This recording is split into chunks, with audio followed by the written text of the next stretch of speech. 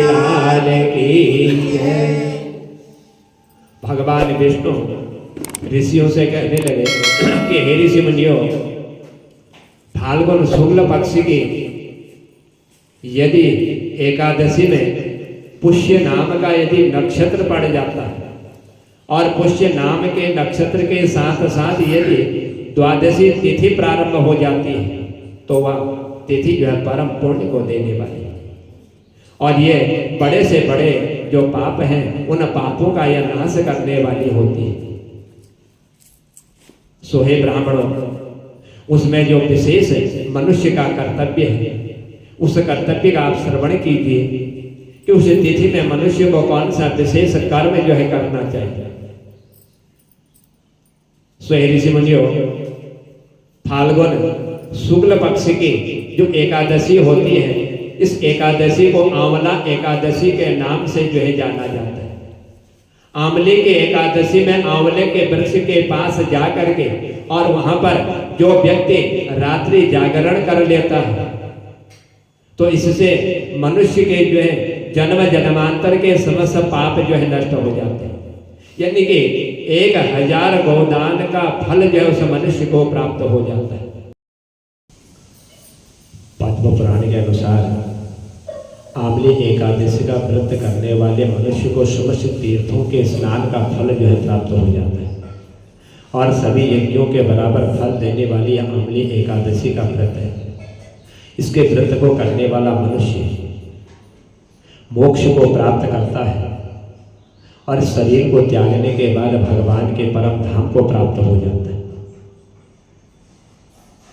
ब्रह्मांड पुराण में आंवली एकादशी की कथा का जो वर्णन है कि एक मानधाता और वशिष्ठ जो ऋषि थे, ये फाल्गुन मास के शुक्ल पक्ष की आंवली एकादशी का महात्मा में इनका ही वर्णन जो है किया जाता है कि एक बार मानधाता जी ने ऋषि वशिष्ठ से प्रार्थना की कि हे शिवन, यदि आप मुझ पर प्रसन्न हैं तो मुझ पर यदि आपकी कृपा हो तो कोई ऐसा व्रत मुझे बतलाइए जिसका पालन करने से मुझे वास्तविक मेरा कल्याण हो जाए, मुझे कल्याण की प्राप्ति हो जाए। ऐसा यदि कोई व्रत हो तो वह व्रत आप मुझे बतलाने की कृपा की।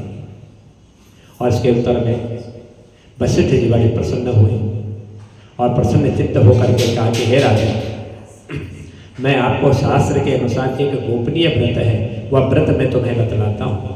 यह संपूर्ण और बड़े ही कल्याण को देने वाला यह व्रत है। सो हे राजा, जो समस्त प्रकार के मंगल को करने वाली है इस व्रत का नाम जो है आंवले एकादशी के व्रत के नाम से विख्यात है। यह व्रत बड़े से बड़े पापों का नाश करने वाला और मनुष्य को 1000 गौदान का फल प्रदान करने वाला यह आंवले एकादशी का उत्तम व्रत है। जिसने इस व्रत को कर ली तो उसको 1000 गौदान का फल प्राप्त हो जाता है। वशिष्ठ जी कहने लगे कि हे राजा, एक प्राचीन समय में एक वैद्य नाम के नगर में एक ब्राह्मण, क्षत्रिय, वैश्य और शूद्र वर्ण के लोग बड़े ही सुखपूर्वक निवास करते थे। वहाँ के लोग स्वाभाविक रूप से स्वस्थ और बड़े हष्ट पुष्ट थे। सो हे राजा, उस नगर में कोई भी मनुष्य ना तो पापात्मा था, पाप करता था और ना ही वह नास्तिक था। सब भगवान की पूजा किया करते थे। इस नगर में जहाँ तहाँ वैदिक कर्म का अनुष्ठान हुआ करता था। वेद ध्वनि से यह नगर गूंजता रहता था। उस नगर में एक चंद्रवंशीय राजा राज्य किया करते थे। इसी चंद्रवंशीय राजवंश में एक चैत्र रथ नाम के धर्मात्मा और सदाचार राजा ने वहाँ पर जन्म लिया था।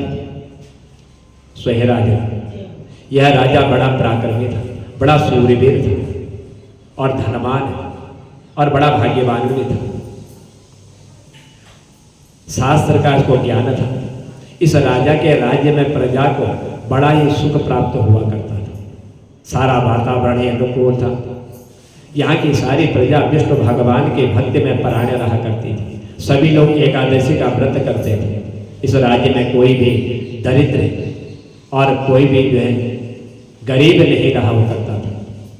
इस प्रकार राजा के साथ यह राजा अनेकों वर्षों तक सुखपूर्वक जो है अपने राज्य में राज्य कर रहा था कि एक समय की बात है, फाल्गुन मास का शुक्ल पक्ष प्रारंभ हुआ और उसी शुक्ल पक्ष में द्वादशी संयुक्त आमली की एकादशी आ गई। यह एकादशी महान फल को देने वाली है, ऐसा जान करके नगर के बालक, वृद्ध, युवा, स्त्री और पुरुष तथा स्वयं राजा ने भी जो सपरिवार इस एकादशी का व्रत जो है बड़े पूर्ण विधि विधान के साथ इसका पालन जो है करना प्रारंभ कर दिया। एकादशी वाले दिन राजा प्रातःकाल नदी के तट पर स्नान करने के लिए पहुंचा और उसकी समस्त जनता भी जो है उसी स्थान पर नदी के किनारे पहुंची। और जब राजा ने स्नान किया तो नदी के किनारे बने हुए भगवान विष्णु के मंदिर में जा पहुंचे। उन्होंने वहां दिव्य गंध, सुगंधित जल, पूर्ण कलश, छत्र, वस्त्र, पादुका आदि पंचरत्नों के द्वारा सुसज्जित करके भगवान की स्थापना करी। इसके बाद धूप दीप प्रज्वलित करके आंवले के अर्थात आंवले के साथ भगवान श्री परशुराम की पूजा भी इसने जो है प्रारंभ करी। और अंत में इसने प्रार्थना करी कि हे परशुराम, कि हे रेणुका, हे सुखवर्धक, हे मुक्ति प्रदाता, आपको मैं दंडवत प्रणाम करता हूँ। हे आमली, हे ब्रह्मपुत्री, हे धात्री, हे पापनाशिनी, आपको नमस्कार, आप मेरी पूजा को स्वीकार करें। इस प्रकार राजा ने अपने प्रजा के व्यक्तियों के साथ भगवान विष्णु का पूजन किया, भगवान विष्णु की कथा श्रवण करी और परशुराम जी की पवित्र चरित्र गाथा श्रवण कीर्तन और स्मरण करते हुए और एकादशी की महिमा सुनते हुए रात्रि का जागरण भी इसने जो है व्यतीत किया। सोहे ऋषिवर, सोहे राजा। उसी शाम एक शिकारी शिकार करता हुआ वहीं पर पहुंचा, जो जीवों की हत्या करके वह अपना दिन जो है व्यतीत किया करता था। देखा कि दीप मालाएं जल रही, मंदिर दीपों से जो है सुसज्जित हो रहा है। बहुत से लोग वहाँ पर इकट्ठे होकर के हरि कीर्तन करते हुए रात्रि जागरण करते हैं। यह सब इस शिकारी ने देखा, सोचने लगा कि यह सब क्या हो रहा है। शिकारी के पिछले जन्म के पुण्य का उदय होने ही वाला था कि वहाँ एकादशी व्रत करते हुए भक्त जनों का उसने दर्शन किया।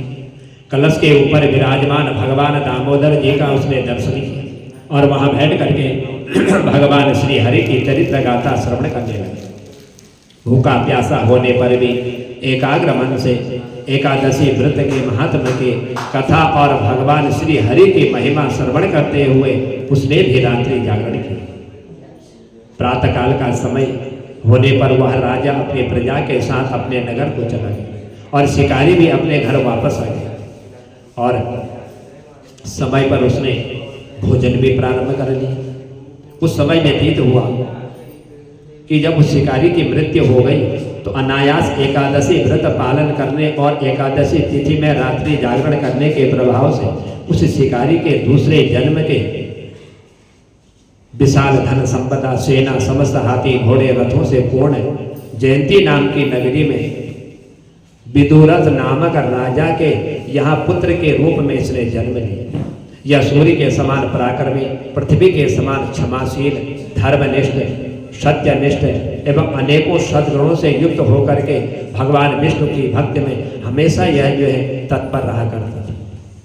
और इसने जो है 1 लाख गांवों का आधिपत्य करता हुआ जीवन बिताने लगा।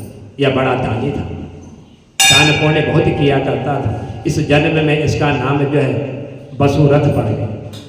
तो एक बार वह शिकार करने के लिए वन में गया और मार्ग भटक गया। वन में घूमते घूमते थका हारा, प्यास से व्याकुल होकर के अपनी बाहों का तकिया बना करके जंगल में सो गया। उसी समय पर्वतों में रहने वाले मलेच्छ यवन सोए हुए राजा के पास आकर के राजा की हत्या की चेष्टा करने लगे और वे राजा को शत्रु मान करके उनकी हत्या करने लगे। जब तुले हुए थे, उन्हें कुछ ऐसा भ्रम हो गया था कि ये वही व्यक्ति है जिसने हमारे माता पिता पुत्र पौत्र आदि को जो है मृत्यु प्रदान की थी, उनको मारा हुआ था।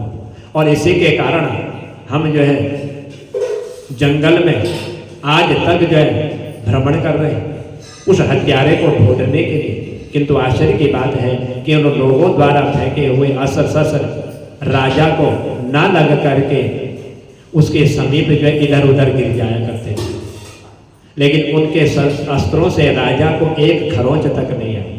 जब इन लोगों ने अस्त्र शस्त्र समाप्त हो गए तो वे सभी जो है बड़े भयभीत हो गए और एक कदम भी आगे नहीं बढ़ सके। तब सभी ने देखा कि उसी समय राजा के शरीर से दिव्य गंध युक्त अनेकों आभूषणों से आभूषित एक परम सुंदरी देवी प्रकट हुई और वह भीषण भ्रुकुटी युक्त क्रोधित नेत्र देवी क्रोध से लाल पीली हो रही थी। उस देवी का यह स्वरूप देख करके सभी यवन जो है इधर उधर जो है भागने लगे, परंतु उस देवी के हाथ के चक्र से इनको जो है कहीं ये भाग न सके और एक ही क्षण में जो है उस देवी के हाथ के चक्र ने इन मलेच्छों का जो है वध कर डाला। जब राजा की नींद खुली तब उसने एक भयानक यह दृश्य देखा। वो बड़ा आश्चर्यचकित हो गया और साथ ही भयभीत हो गया।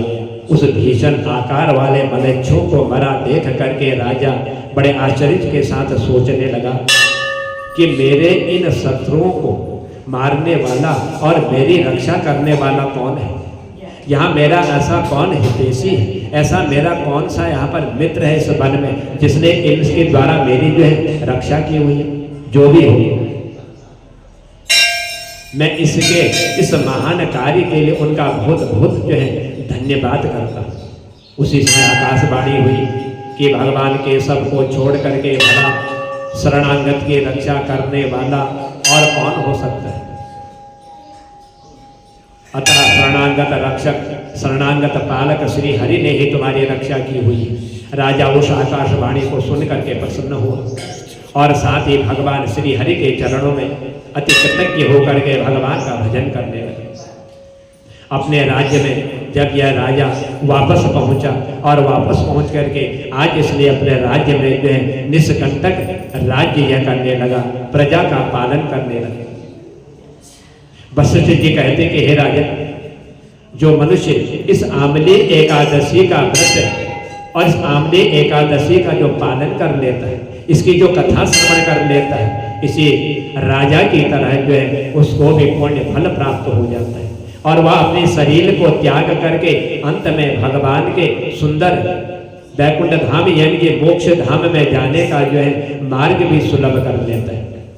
इसीलिए भगवान ने ही उस राजा की इन मलेच्छों से रक्षा करी, निष्कंटक इसने राज्य किया, प्रजा की सेवा करी और अपने इस शरीर को त्याग करके अंत में इसने जो है भगवान का सुंदर वैकुंठ धाम जो है इसने प्राप्त कर लिया।